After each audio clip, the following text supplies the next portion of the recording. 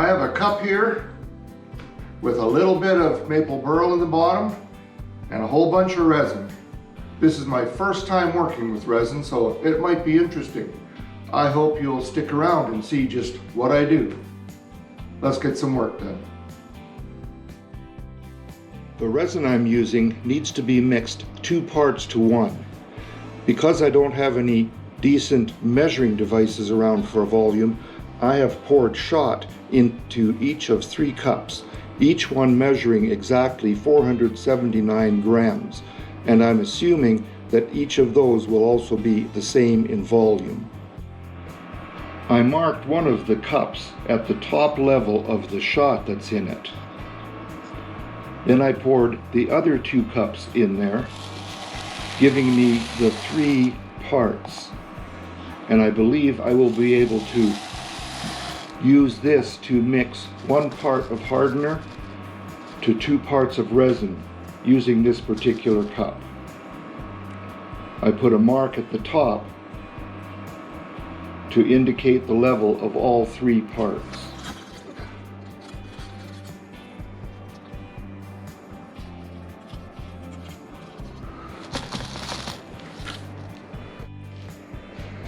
I marked a second cup at that same height. Then I filled this with water, measured it, and it's 250 milliliters. Now the kit that I'm using, this being my first effort with resin, is going to be this Ecopoxy. 750 milliliters. So if I'm using 250 milliliters in here, that means I'm using 1/3 of this kit. So I gotta go find something to use to try my very first resin work. The bottom of these cups is about 1 3/4 of an inch, or 90 millimeters. I have this circle template, which has a lot of different size circles.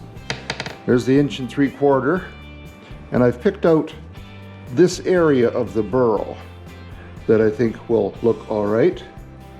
So what I want to do is just draw a rough circle around there, and I will take it to the bandsaw, cut it out larger than this, and then use my disc sander to fine tune it to get that 1 3/4 that I want.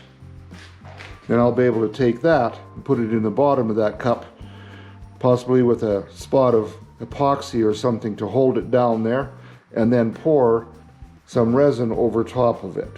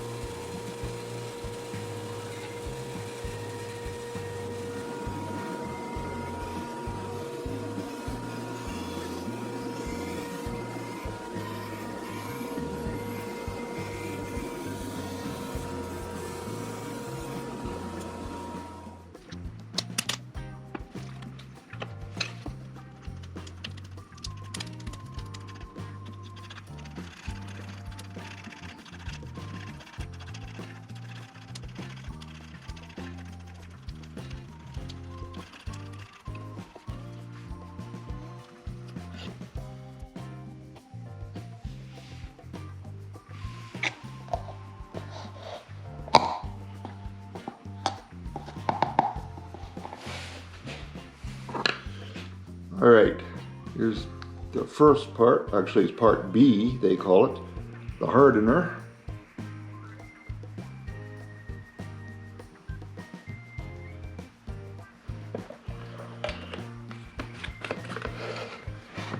Now part A, the resin, to bring it up to that second line.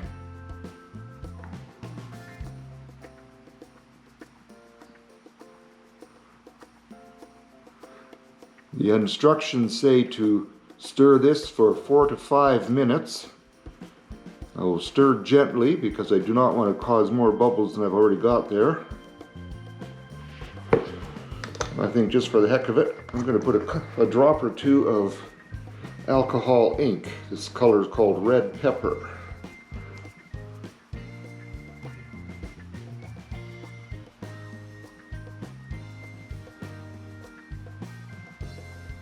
Okay, 2 drops. We'll see if that makes any difference. I've started my timer. Sure, you don't want to watch all of this, so I'll stir some of it. I'll bring you back when I've got it thoroughly mixed.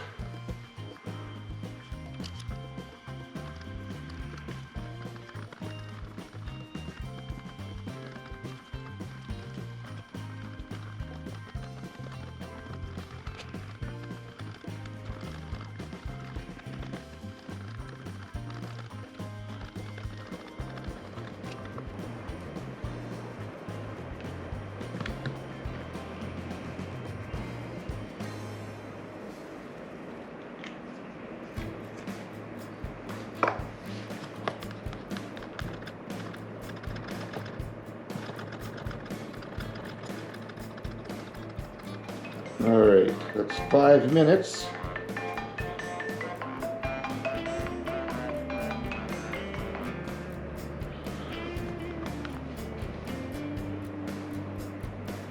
All right.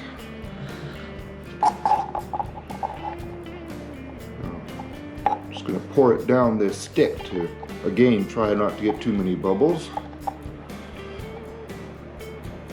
And it's recommended, for this particular resin anyway, not to scrape the sides to get every last drop, because they say there will invariably be some unmixed on the sides, and that can cause what they call a wet spot.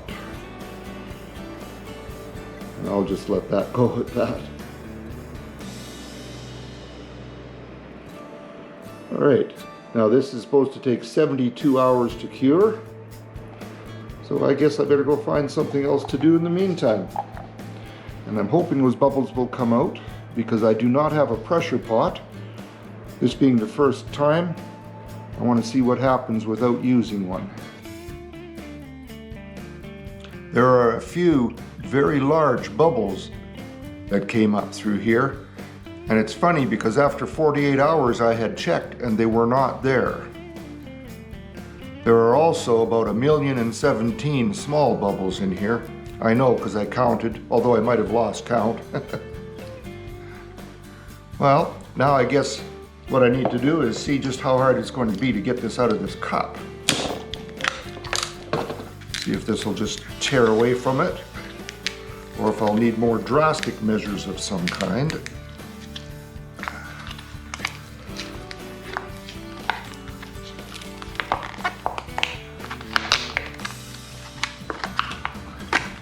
Okay, that was fairly easy.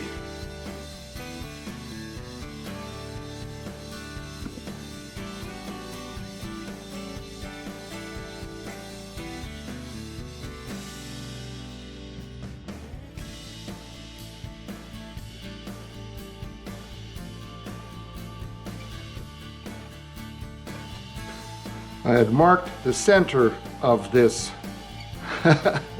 of this resin. I have to keep reminding myself this is not the cup. It looks so much like it did before. It's a little disorienting. So now I'm going to put it onto the epoxy on there and let that set up. Right. I'll be back once that sets up.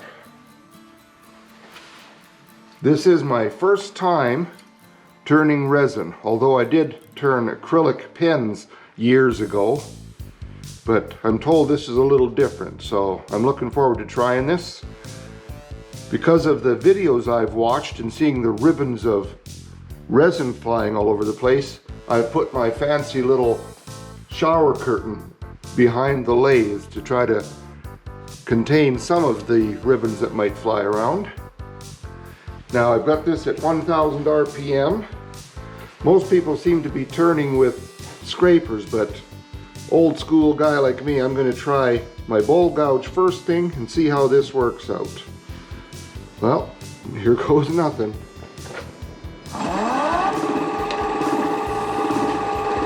1,000 RPM.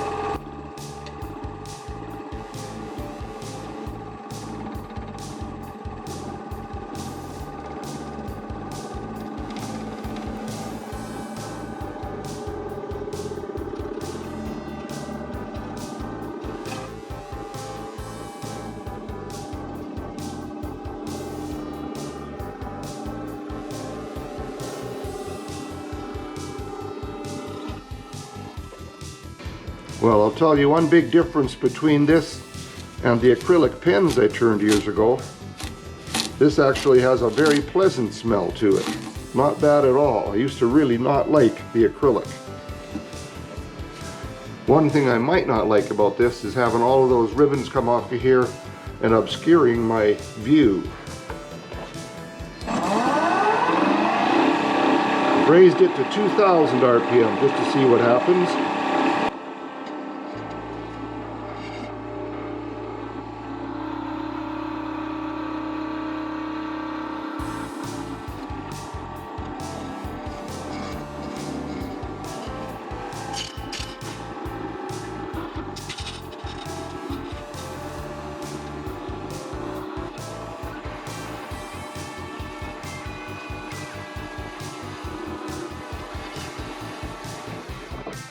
Well, it looks like light cuts is certainly the way to go. A lot of chipping when I tried to do a deep cut.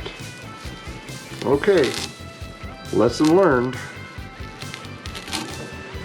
Now I just want to see what using a scraper really is like.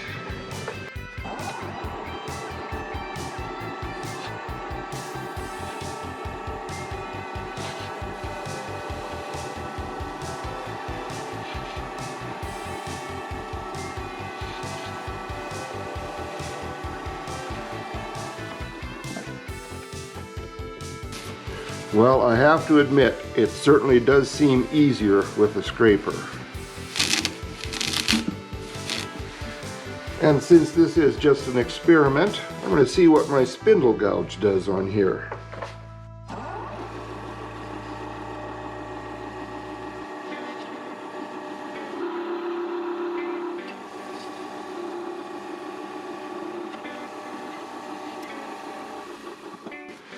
Well, I never thought I would say this, but I think I just found a place where the scraper is the best way to go.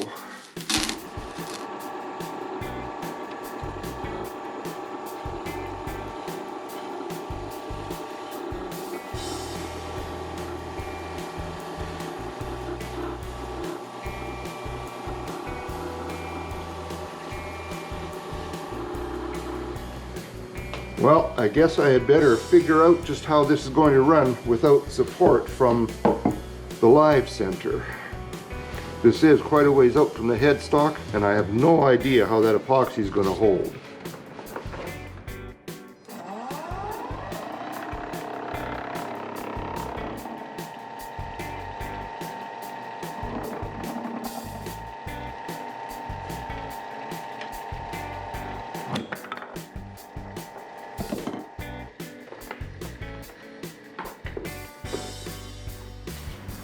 Well, it certainly wasn't the epoxy that was any problem. I guess I need to remount this, start over. Luckily, I had threaded this deeply enough that I was able to put it back on here. And now I'm going to use my parting tool to take this off, and I'll have to remount it on a different piece of wood. Something a little more sturdy than this, I guess.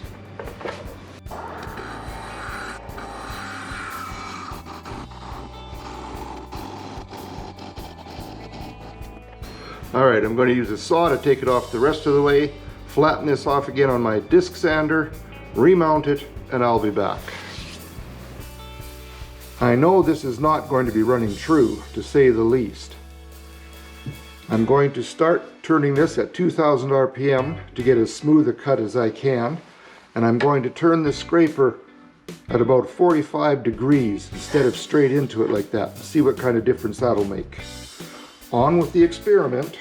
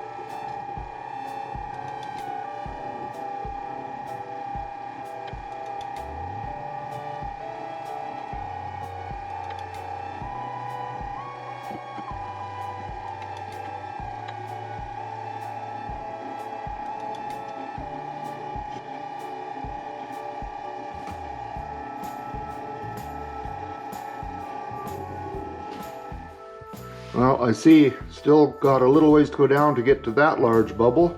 And then of course this one down here quite a bit more. So I'll do a little more shaping here. Oh, it's quite a little hole in there.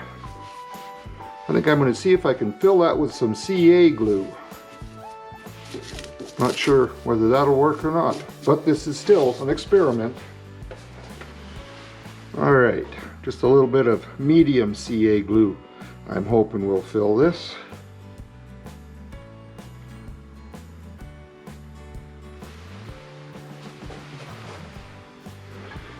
I will let that cure and come back to it a little later.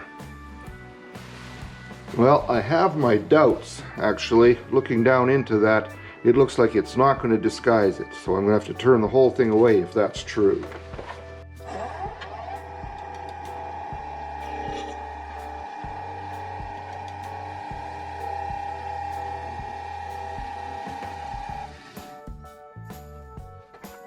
Yeah, looks like I'm going to just have to turn that away.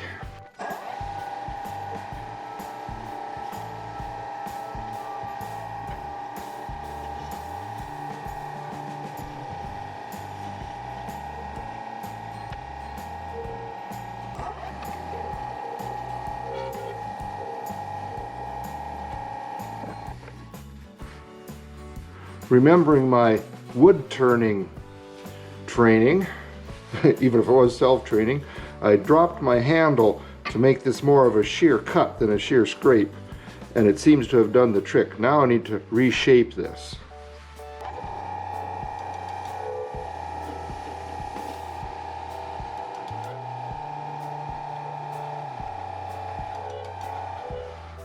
And now I've got this deep one to get rid of. Luckily, I want to shape it down this way anyhow.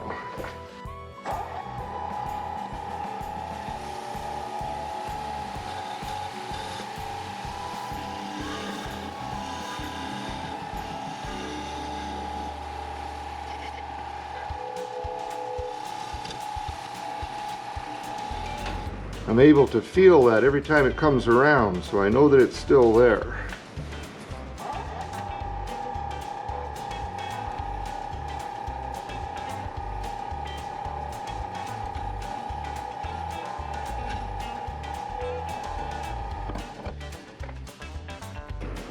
Alright, it's gone now. I can concentrate on shaping this a little better.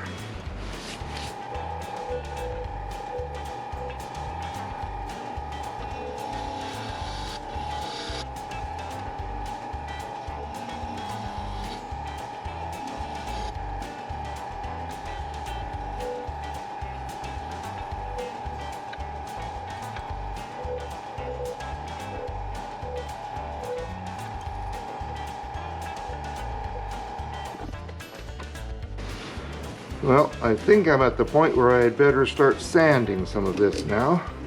Not nearly as nice and smooth as I was hoping to do, but I do remember, although it's not around anymore, my first wood turning was pretty pathetic too. So, time to sand. I've sanded this up to 1000, and I think part of the problem, certainly not all of the problem, is the fact that I put that color, the alcohol ink, in there.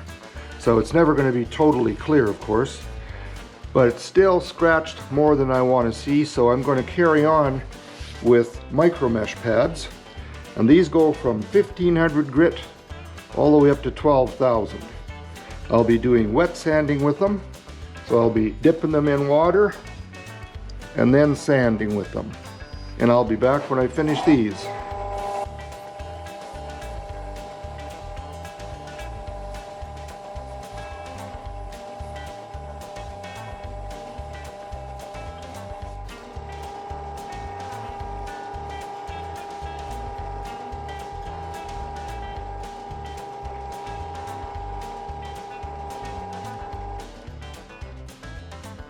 Alright, it's sanded up to 12,000 grit, and as you can see, as it dries, it gets a little cloudy, but it's still a lot better than it was earlier. I have one more thing I want to try on here. I'll be right back. What I want to try now is Glim Body Shop Ultrafine Renovator. Yeah, I know, you can read too. I'm just being pedantic. I'm going to put it on the center of this small pad of stain applicator cloth. Come on. Well, that's a whole lot more than I need. I'm going to get sprayed real good with this now. Let's see. Put it on here. I'm going to be running this at 500 RPM to start with in reverse. I'll probably build the speed up higher than that. Now let's see what this does. This is what I used to use on pens, on acrylic pens.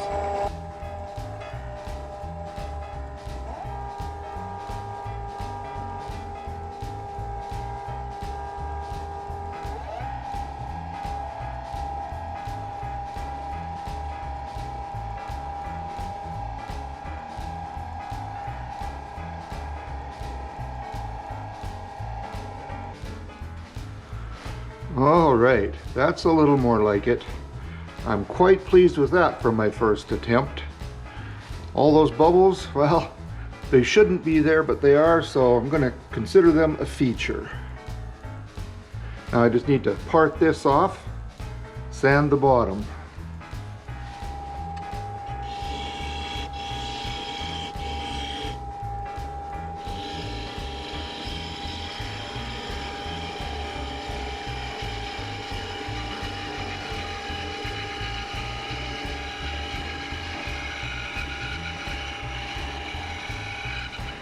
I'm going to cut the rest off with a saw and then sand it. I'm just afraid this is going to come loose and smash on here or somewhere else.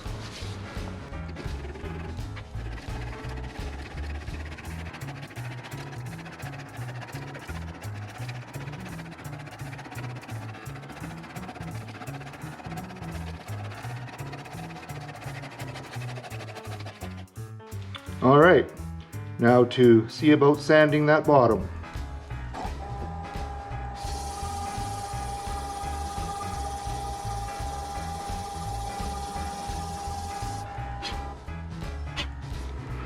All right, sanded it to 400. I think that's good enough. Figure out some kind of finish on there. Mark the center on here. Now I'm going to see if I can hold it well enough to let this Forstner bit make a recess for my logo coin.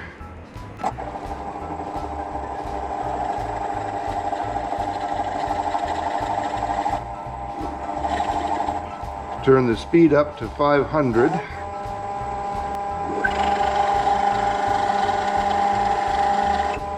It's working quite well.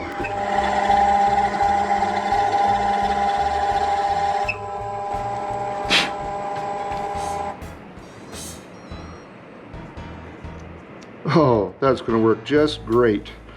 And I will just put the date, the year at least, with pyrography and call it good. Well, there you are. I'm quite pleased with this, actually. I was not sure I would like the bubbles being in there, but to tell you the truth, I like the effect. So maybe a pressure pot isn't something I have to worry about today. I put the logo coin in there, and I had made it so tight that I couldn't get it back out to glue it in, so I hope it's going to stay in there. Well, thank you for joining me today. I hope you enjoyed my first foray into pouring resin. I enjoyed this. I might just have to try this again one day. But for now, I want to get back to doing something with wood. So thank you for joining me. I hope you'll come back next time. Between now and then, be safe. Today it's a dangerous world. Take care of yourself, take care of your loved ones. If you did like this, feel free to share it with your friends and click the like button. And if you haven't subscribed before, I'm trying all kinds of things here in the workshop, so click the subscribe button and come back. Till next time, take care of yourself. Bye-bye now.